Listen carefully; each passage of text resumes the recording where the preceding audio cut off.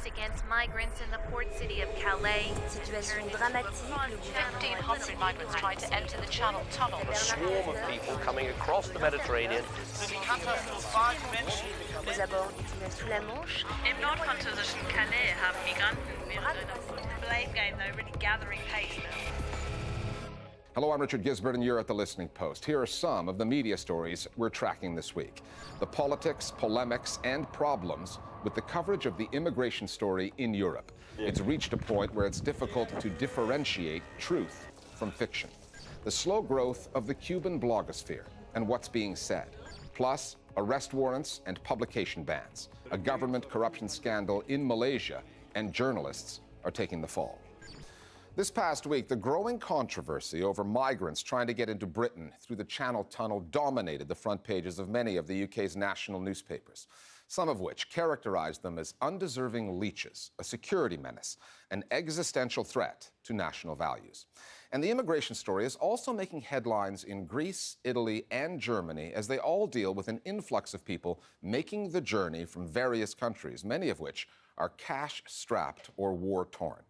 But while mainstream news tends to concentrate on the economic impact of immigration on the societies affected, the disproportionate way that the stories are covered, given the number of migrants involved, often says more about the political agendas of the news outlets doing the reporting than it does about the story itself.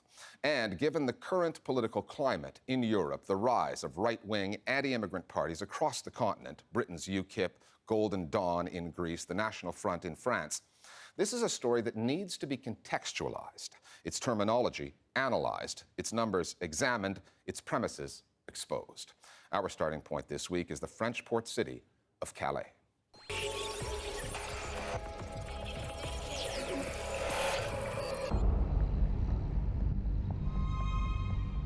In the interests of disclosure, 6 journalists worked on the preparation of this report from London. None were born in the UK. A producer from Chile, a video editor who is an Israeli camera operator, an assistant producer, a Kosovar Albanian, our series producer, raised in Bahrain, and a reporter born in Canada. So this report about the coverage of the immigration story was produced by immigrants. Or are we expats, migrants, or economic refugees? And that, the question of terminology, is just one of the things that confounds news outlets when they try to cover groups of people on the move. Even in mainstream liberal newspapers, you'll see often headlines like a wave of immigrants entering Britain, right? It turns this thing that's about a human story into something that's like a force of nature. We turn immigrants into some kind of water, usually. It's a wave or a flood of some kind, right? You had David Cameron recently. You've got a swarm of people coming across the Mediterranean, seeking a better life. Talk about immigrants as a swarm coming into Britain. A short while ago in the Sun newspaper, immigrants were described as cockroaches. The idea that Britain is somehow being swamped with migrants, or that Europe is somehow being swamped with migrants, has very much cemented into the public mind. And that's for 2 reasons. One is definitely media narratives, and the other is the use of certain language by political parties. We have no limit on the number of people that can come to this country. Whether that's the far right or mainstream parties. We've got policies to address the problems that come with immigration, and we share the concerns that people have. And then it's very difficult to break out of this idea that actually Britain or Europe isn't actually facing that many migrants. When you look at the numbers, comparatively, it's really quite small. Here are some figures that put the scare stories into perspective. According to Eurostat, the body that provides statistical information to the European Union, in 2014, for every 1,000 inhabitants of the EU, there were 1.2 applications for asylum. That's neither a swarm nor a wave. Some EU countries see many more refugees landing on their shores than others. Greece and Italy have already received 180,000 people this year. And given the state of the Greek economy, one can understand the concern there. But Britain? Again, according to Eurostat figures for the first quarter of 2015, the number of asylum seekers in the UK is the lowest in all of Europe. You wouldn't know that from the volume of news coverage. And the coverage pattern pertains not just to political refugees, but to migrant workers as well. Last year, when The Guardian looked back at the coverage of 5 national newspapers between 2005 and 2006, it found that while the number of migrant workers from Romania and Bulgaria had increased by 35%, roughly a third, the number of stories in the Times jumped by almost 900%. It was a similar story at The Sun and even at The Guardian itself. What strikes me most about the tone of the coverage of this has been the complete lack of perspective. This is not the Napoleonic army or Hitler's hordes landing at Dover. This is a few thousand very desperate people trying to sneak through the Channel Tunnel one way or another. Of course, it's entirely reasonable that the UK media should focus on something that has a direct effect on the UK, but to do so without putting that in perspective, I think, gives a fundamentally distorted picture. Well, the media tends to be dependent upon the dominant political parties, and the narratives that they run tend to reflect the narratives that are coming out of the leaderships of those parties. And what they're doing here, I think, is since the credit crunch, since the global crisis that we've had these austerity narratives being spun. Whereas they used to talk about migrants much more in terms of a national security threat, they talk about them much more now in terms of there being a burden on local services and being a cause for austerity being inflicted on ordinary, decent, local British people. Unfortunately, in some perverse way, this idea of floods of immigrants arriving here is sexy. It plays into a fear that people do have about resources, about the health service, about social and economic problems that they see in society. It's got to the extent where lots of people within the British public do have this idea that we are being flooded with immigrants. The only way I can see forward is to turn this into a military area with checkpoints, etc. It's the only way forward. The austerity angle aside, the disproportionate aspect of the coverage is not driven by ideology alone. We asked the Rupert Murdoch-owned Sun tabloid for an interview on its coverage. The paper's head of PR refused our request, responding on email that the Sun's coverage is broadly in line with how much of the British media is reporting the Calais crisis. Even the more liberal papers in the UK and Europe routinely use terms like that, crisis, to describe this story without the numbers that would justify that kind of language. Their motivations have less to do with ideology than sales figures and seasonal lulls in the annual news cycle. You know, it's August, the British media need a story, and people want something to read in their newspapers or in the media which gives them a sense of that something's happening, that something's going on. And clearly for some sections of the media, the conflation of immigration issues in general and the European Union in general is a very powerful one. This is driven by sales in a very simplistic way, right? So obviously there's an economic incentive to do that. On the other hand, you can't simply explain this in those supply and demand terms. This is part of a much kind of deeper cultural shift that Britain and Europe is undergoing at the moment, and has been undergoing for at least 2 decades, I would say. The media have segmented themselves up into different markets, but also, of course, they have owners, and their owners have particular agendas. But there's something else. They have a high level of dependency upon advertising. And if you're the editor of the Daily Mail or the Sun, you've got your finger on what are the fears, what are the worries, what are the things that will really get under the skin of the readers and make them want to read. Because whether you're in politics or the news game, fear sells. Some in the media see in this story an economic opportunity. In that respect, they're not unlike the people they're covering. Perhaps if they looked at the story that way, they'd report it differently. Then again, having been part of an earlier wave of immigrants, we would say that, wouldn't we? On the download this week, our viewers on the way the immigration story is covered.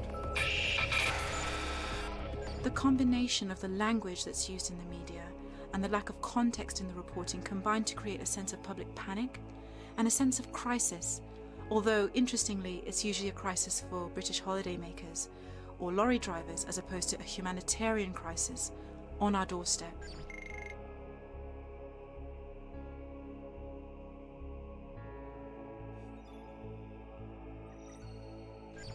One of the biggest myths perpetuated by the media is that immigrants and asylum seekers, and these two terms are used interchangeably, although they're very different from each other, are subhuman. They give this impression through the language that they use. For instance, when describing the Calais crisis last week, journalists said that migrants and asylum seekers stormed the Channel Tunnel.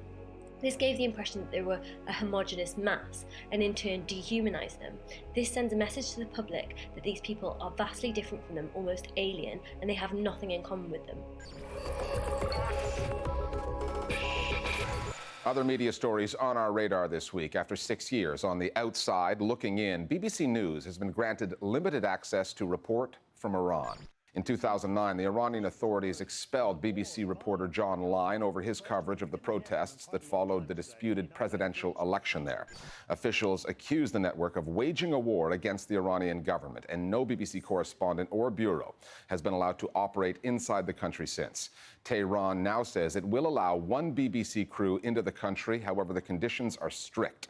Coverage will be limited to just one story, the nuclear issue, and the team will be closely watched. A spokesman for the BBC told the Listening Post it has not yet received any official correspondence from the Iranian government on this. Iran's treatment of international and local journalists is an ongoing issue, despite an international campaign for his release. Washington Post reporter Jason Rezaian is still in prison more than a year after being accused of propaganda and espionage.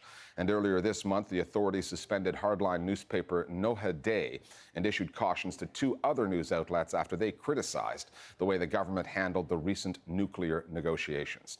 In Mexico, the names change, and sometimes so does the dateline. But the story, the murder of journalists, stays the same. On July 31st, Ruben Espinosa became the 7th reporter killed there this year. He was found, along with 4 other bodies, bound and tortured in his flat in Mexico City. Espinosa covered politics and activist issues for a number of news outlets, including the investigative magazine Proceso in the southeastern state of Veracruz. Veracruz is one of the country's most dangerous places to be a journalist. 4 reporters from there have been killed this year alone. A total of 41 have been murdered in Mexico since 2010. According to various reports, Espinosa fled to Mexico City 2 months ago after being threatened over his work. Several thousand protesters attended a rally in his memory. Carlos Loria from the New York-based Committee to Protect Journalists said Ruben Espinosa fled after being threatened in one of the region's deadliest states for journalists and was murdered after 6 weeks in a place once seen as a safe haven. It is time for the authorities to take action to combat the serious press freedom crisis facing Mexico. The coverage of a government corruption scandal in Malaysia has resulted in the suspension of 2 publications and an arrest warrant. Claire Rucastle-Brown, the UK-based founder and editor of the Sarawak Report, is being pursued by the Malaysian authorities for her coverage of the relationship between Prime Minister Najib Razak and a debt-ridden investment firm called One Malaysia Development Berhad. 2 newspapers based in Kuala Lumpur, Edge Weekly and the Edge Financial Daily, were removed from the newsstands late last month after they reported on that story.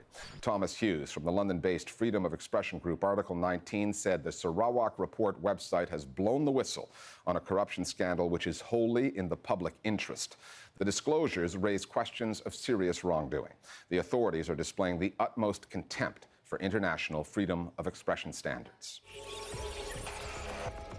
It happened on July 20th, and it was a potent act of political symbolism. The raising of the Cuban flag outside the country's embassy in Washington, D.C. for the first time in 54 years. Over the past few months of the Listening Post, we've been looking at what the normalization of relations between the U.S. and Cuba implies for the Cuban media. We've examined the state-run news outlets on the island, long derided as obedient mouthpieces for the Castros. From the American side, we looked at Marti, a radio and television propaganda outlet set up during the Cold War to beam the anti-communist message into Cuba.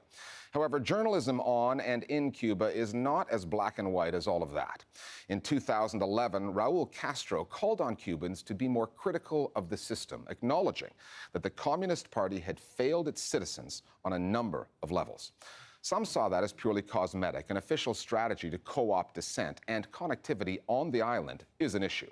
But over the past few years, the voices within Cuba's increasingly diverse community of journalists and bloggers have grown louder, more influential, providing a more nuanced forum for debate, at least for those who can afford to log on.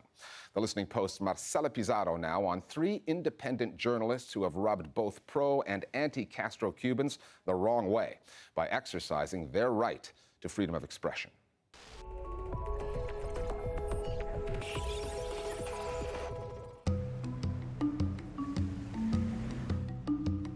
In the past few years in Cuba, an independent kind of journalism has begun to flourish on uncharted terrain with no ground rules established, no red lines fixed. Harold Cárdenas is part of a new generation of bloggers. 5 years ago, he and a group of students at Matanzas University, 2 hours from the capital, set up La Joven Cuba, the Young Cuba, a blog where contributors started taking veiled shots at the state and reporting on what the official media chose to ignore. When I started at university, I'd never seen an email. I didn't know what the internet was. I'd barely even used a computer. One day, my friends and I, who were part of the Young Communist Party, realized that we didn't have a forum to share our thoughts. We thought a blog was an option, and we set it up without really knowing what a blog was. Within 3 or 4 months, there was an explosion of hits. A blog by young people was something really quite extraordinary. Joven Cuba set an example from the outset thanks to its irreverence. For example, when they took the authorities to task for a blackout on a story about 30 patients who died in a psychiatric hospital in the town of Missouri, they'd usually publish the blog at 3 in the morning so that they had enough bandwidth on the university's network. But the authorities got wild and shut them down. And then something surprising happened. A photo appeared on the net showing the Joven Cuba bloggers with the vice president, Miguel Díaz-Canel, Raúl Castro's likely successor, hugging and telling them that they should carry on exactly as they are. Straight away, Matanzas University restored their access and they were back online. When a politician like the vice president in Cuba defends you publicly, it implies personal responsibility and has an impact on what you'll do.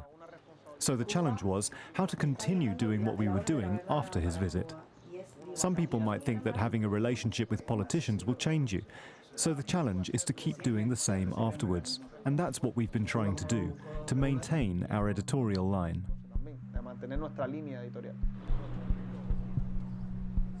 That's become easier in Cuba because times are changing and a middle ground is emerging. Despite the fact that computer equipment may look like something out of a bygone era, bloggers here are updating the status of the revolution by critiquing it from the inside. The issue is that that revolution, the digital one, is yet to truly arrive. Here in La Habana, there is little connectivity and communication is still very much face-to-face. That too is set to change as internet companies vie for opportunities in what promises to be a new era in political and technological communications. Cuba is one of the least wired countries in the Western Hemisphere. Estimates differ, but only 3 to 25% of the population can log on. And even then, it costs $2 an hour. That's half the average weekly pay package. For the outsider, what's striking about Havana is the lack of mobile phones. How few people are transfixed by handheld devices, the way people are in any other major city around the world. The Cuban government has blamed low internet penetration on the US trade embargo, a lack of equipment. Critics say it's simply about shutting down debate. One of those critics is dissident journalist Joanny Sanchez, thorn in the side of the Cuban government. Ever since 2007, when she started her blog Generation Y, she's been featured widely in media outlets around the world. Hers is an unapologetic call for a radical change of the system. Just this year, she started a digital news site, but the government has blocked it for users on the island. The usual dynamic on the blogosphere is to find blogs on the extremes. There were no nuanced opinions online. There was only black or white. Cuba is paradise or Cuba is the devil.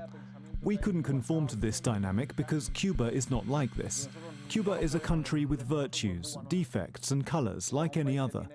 This is a country of mulattoes, not a country of black or white people. We had to project that on our blog. Teníamos que reflejar eso en nuestro blog. Let me tell you a joke. The Pope's walking along the Malecon on a windy day and his hat flies off. The next day, Castro walks on water to pick his hat up and gives it back to him. The Vatican press announces that the Pope has performed a miracle, giving Fidel the power to walk on water. The Cuban press declare that Fidel is God. He's walking on the sea. Yoani Sanchez turns up and says Fidel is so old, he can't even swim anymore. Ever since Raúl Castro came to power, calling for fewer secrets, more debate, Cuba's online voices have multiplied. Beyond the likes of Sanchez, outlets like Cartas desde Cuba, La Chiringa de Cuba, Espacio Laico, all current affairs blogs, and the curious case of Paquito Rodriguez. By day, he's the director of Trabajadores, the workers' newspaper. By night, he writes a blog, Paquito el de Cuba, Paquito the one from Cuba. There, he hones in on one of those subjects his revolutionary paper would have little interest in publishing: gay rights. 5 years ago, I started the blog, which is very different from what I do as the director of the state paper, where I cover economic, social, and political topics. On my blog, I talk about homosexuality, paternity, and the fact that I'm HIV positive. In a way, I lead a double life as a journalist because the blog has become an alternative media space for me.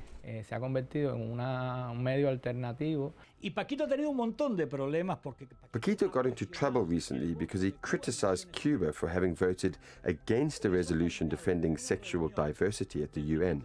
Paquito and another gay activist ended up meeting with the foreign minister, and the minister ended up apologizing for their vote and went and changed it. This can give you some idea of the kind of influence that the blogosphere can have. Te estoy diciendo el impacto que tiene esa blogosfera. Because for all the connectivity problems in Cuba, things are changing. Earlier this year, the country's first government-funded wireless hub was opened here in Havana. Since then, dozens more have appeared, for those who can afford it. And the government says it plans to get broadband to half of Cuban homes in the next 5 years. The changes are part of a bigger story, a historic political thaw with the US, and the backers of the revolution, who also defended the government's blockade on news and information, are having to surrender territory. This is a story that, as they say, will run and run, and Cuba's growing band of bloggers cannot wait to cover it. More voices on the download now on Cuban bloggers and their impact on journalism there. Some governments affirm there is not independent journalism in Cuba. On this matter, I think it is more than 10 years we have independent journalism in Cuba. I think as internet connectivity will spread across the island, more forms of independent journalism will come up.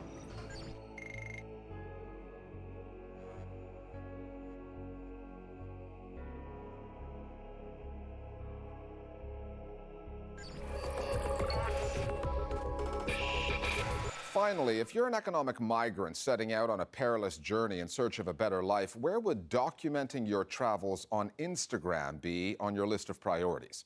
As reported by the Huffington Post UK site and Britain's Daily Mirror newspaper, that's what Abdou Diouf did when he set out from Senegal to Spain on a boat. Within a week, almost 10,000 people were following Diouf's posts, with many commenters cheering him on. Only the images posted and the entire online persona were fake. The idea came from a Spanish filmmaker, Tomás Peña, who said he wanted to highlight what he called Western frivolity, selfie culture, as well as the notion that a life hasn't been lived if it hasn't been shared. The truth was eventually revealed when Peña produced a 60-second short with footage taken from the Instagram feed as a promo for a Spanish photography festival. We've made it our web video of the week, and we'll see you next time here at The Listening Post.